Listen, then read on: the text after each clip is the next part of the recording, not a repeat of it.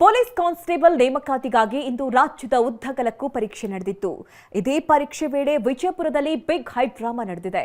ಇತ್ತ ಬೆಂಗಳೂರಿನಲ್ಲಿ ಪರೀಕ್ಷೆ ಸುಗಮವಾಗಿ ನಡೆದಿದ್ದು ಪರೀಕ್ಷೆ ಕೇಂದ್ರವೊಂದು ಮಾನವೀಯತೆಗೆ ಸಾಕ್ಷಿಯಾಗಿತ್ತು.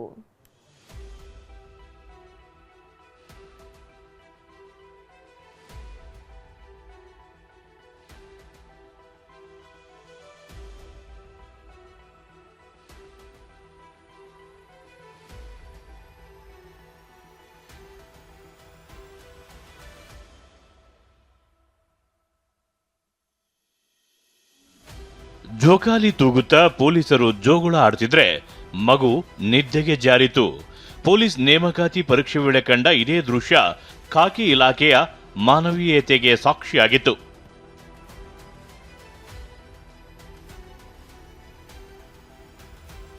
ಪರೀಕ್ಷಾ ಕೇಂದ್ರದಲ್ಲಿ ಅಮ್ಮ, ಮಗು ನೋಡಿಕೊಂಡ ಖಾಕಿ. ರಾಜ್ಯ ಪೊಲೀಸ್ ಇಲಾಖೆಯಲ್ಲಿ ಖಾಲಿ ಇರುವ 3991 ಕಾನ್ಸ್ಟೇಬಲ್ ಹುದ್ದೆಗಳ ನೇಮಕಾತಿಗೆ ಇಂದು ಪರೀಕ್ಷೆ ನಡೆಯಿತು.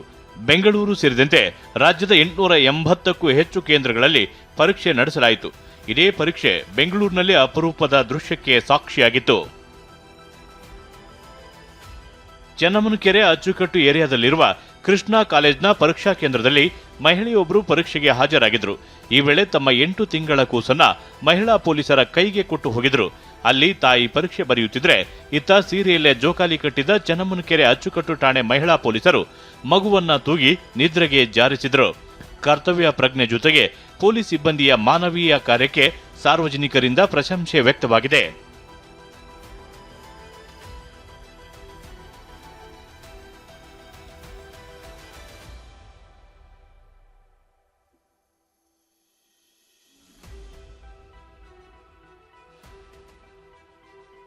ಕಿವಿಯೋಲೆ ತೆಗೆಸಿದ ಪೊಲೀಸರು.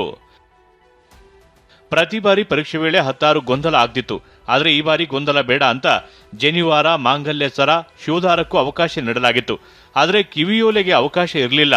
ಹೀಗಾಗಿ ಮಿಲ್ಲರ್ಸ್ ರೋಡ್ನಲ್ಲಿ ಪರೀಕ್ಷಾ ಕೇಂದ್ರದ ಮುಂದೆ ಯುವತಿಯರು ಕಿವಿಯೋಲೆ ಬಿಚ್ಚಿಟ್ಟು ಪರೀಕ್ಷೆಗೆ ಹಾಜರಾದರು.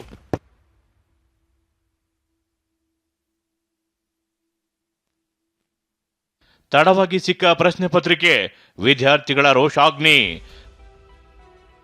ಪರೀಕ್ಷಾ ಕೇಂದ್ರ ಬಿಟ್ಟು ಅಭ್ಯರ್ಥಿಗಳು ಹೊರಗೆ ಹೋಗಿದ್ಯಾಕೆ? ಅಭ್ಯರ್ಥಿಗಳಿಗೆ ಕೆಇಎ ನಿರ್ದೇಶಕರ ಪ್ರಶ್ನೆ.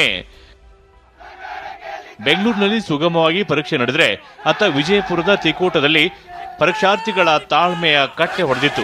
ಬೆಳಗ್ಗೆ 10:30ಕ್ಕೆ ಕೈ ಸೇರಬೇಕಿದ್ದ ಪ್ರಶ್ನೆ ಪತ್ರಿಕೆ ಅರ್ಧ ಗಂಟೆ ತಡವಾಗಿ 11 ಗಂಟೆಗೆ ಸಿಕ್ಕಿದೆ. ಇದರಿಂದ ರುಚಿಗೆದ್ದ 100 ಪರೀಕ್ಷಾರ್ಥಿಗಳು ಪರೀಕ್ಷೆ ಬಹಿಷ್ಕರಿಸಿ ಹೊರ ಬಂದರು. ಪರೀಕ್ಷಾ ಕೇಂದ್ರದ ಗೇಟ್ ಮುರಿದು ಆಕ್ರೋಶ ಹೊರ ಹಾಕಿದರು.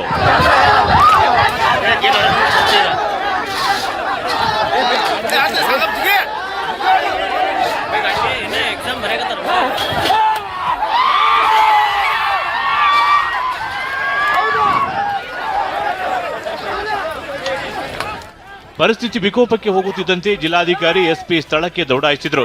ಪರಿಸ್ಥಿತಿ ನಿಯಂತ್ರಿಸುವ ಯತ್ನ ಮಾಡಿದ್ರು. ರಾಜ್ಯಾದ್ಯಂತ ಇಂದು ಯಶಸ್ವಿಯಾಗಿ ಪರೀಕ್ಷೆ ನಡೆದಿದೆ ಎಂದ ಕೆಇಎ ಕಾರ್ಯನಿರ್ವಾಹಕ ನಿರ್ದೇಶಕರು ತಿಕೋಟ ಪ್ರಕರಣ ಕುರಿತು ವರದಿ ಕೇಳಲಾಗಿದೆ ಎಂದರು. ಅಷ್ಟೇ ಅಲ್ಲ, ಪರೀಕ್ಷಾ ಕೇಂದ್ರಕ್ಕೆ ಬಂದ ವಿದ್ಯಾರ್ಥಿಗಳು ಪ್ರಶ್ನೆ ಪತ್ರಿಕೆಯೊಂದಿಗೆ ಹೊರಗೆ ಹೋಗಿದ್ಯಾಕೆ ಅಂತ ಪ್ರಶ್ನಿಸಿದ್ದಾರೆ. ಪರೀಕ್ಷಾ ಕೇಂದ್ರದಿಂದ ಹೊರಗಡೆ ಹೋಗಿ ಕಾಂಪೌಂಡ್ ದಾಟಿ ಹೋಗಿ ಹೊರಗಡೆ ಯಾರ ಹತ್ರ ಕ್ಲಾರಿಫಿಕೇಶನ್ ಮಾಡ್ಕೊಳಕ್ ಹೋಗಿದ್ರಿ ನೀವು? ಪ್ರಾಂಶುಪಾಲರು ಒಳಗಡೆ ಇದ್ರು, ಇನ್ವಿಜಿಲೇಟರ್ ಒಳಗಡೆ ಇದ್ರು. ಫೋನ್ ಮಾಡಿದ್ರೆ ಡಿಸಿ ಓಡಿ ಬರೋರಲ್ಲಿಗೆ.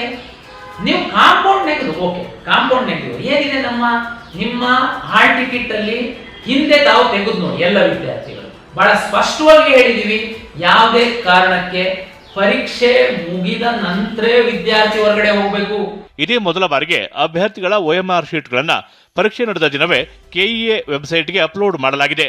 ಪಾರದರ್ಶಕತೆ ತರೋ ಉದ್ದೇಶದಿಂದ ಲಿಖಿತ ಪರೀಕ್ಷೆ ಮುಗಿದ ಬಳಿಕ ಇದೇ ದಿನ OMR ಶೀಟ್ ವೆಬ್ಸೈಟ್ಗೆ ಕೆಇಎ ಹಾಕಿದೆ. ವಿನಯ್ ಕಾಶ್ಯಪ್ಪನವರ್, TV9 ಬೆಂಗಳೂರು.